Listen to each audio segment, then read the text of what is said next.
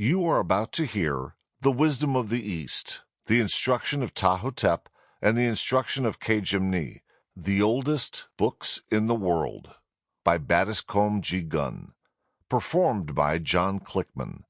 Copyright 2017, BN Publishing.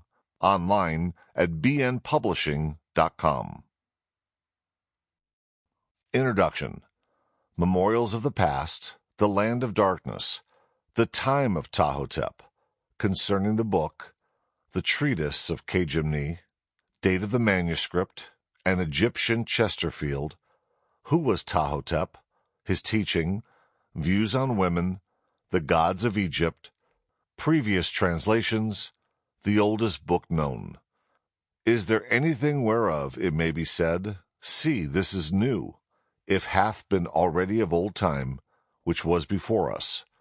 There is no remembrance of former things, neither shall there be any remembrance of things that are to come, with those that shall come after. In these days, when all things and memories of the past are at length become not only subservient to, but submerged by, the matters and needs of the immediate present, those paths of knowledge that lead into regions seemingly remote from such needs are somewhat discredited, and the aims of those that follow them, whither they lead, are regarded as quite out of touch with the real interests of life.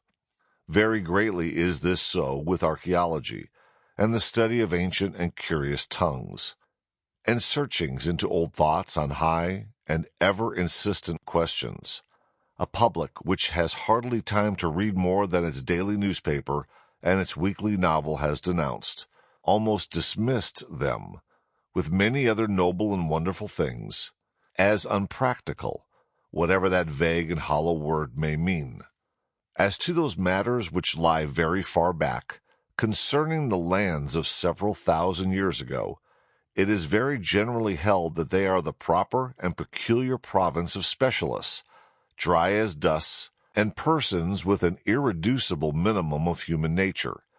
It is thought that knowledge concerning them, not the blank ignorance regarding them that almost everywhere obtains, is a thing of which to be rather ashamed, a detrimental possession, in a word, that the subject is not only unprofitable, a grave offense, but also uninteresting, and therefore contemptible.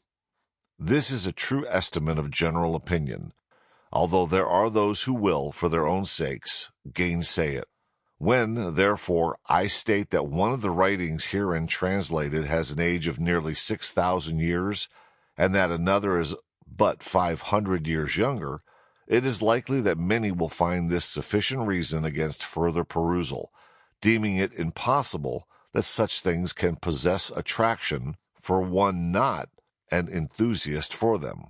Yet so few are the voices across so great a span of years that those among them have anything to tell us should be welcome exceedingly, whereas, for the most part, they have cried in the wilderness of neglect hitherto, or fallen on ears filled with the clamor of more instant things.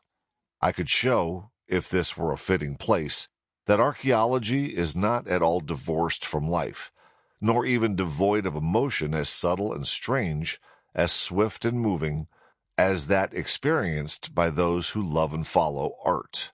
She, archaeology, is, for those who know her, full of such emotion, garbed in an imperishable glamour. She is raised far above the turmoil of the present on the wings of imagination. Her eyes are somber, with the memory of the wisdom driven from her scattered sanctuaries, and at her lips wonderful things strive for utterance. In her are gathered together the longings and the laughter, the fears and failures, the sins and splendors and achievements of innumerable generations of men, and by her we are shown all the elemental and terrible passions of the unchanging soul of man, to which all cultures and philosophies have but garments to hide its nakedness. And thus in her, as in art, some of us may realize ourselves. Withal she is heavy-hearted, making continual lamentation for a glory that has withered and old hopes without fulfillment, and all her habitations are laid waste. As for the true lover of Sample complete. Ready to continue?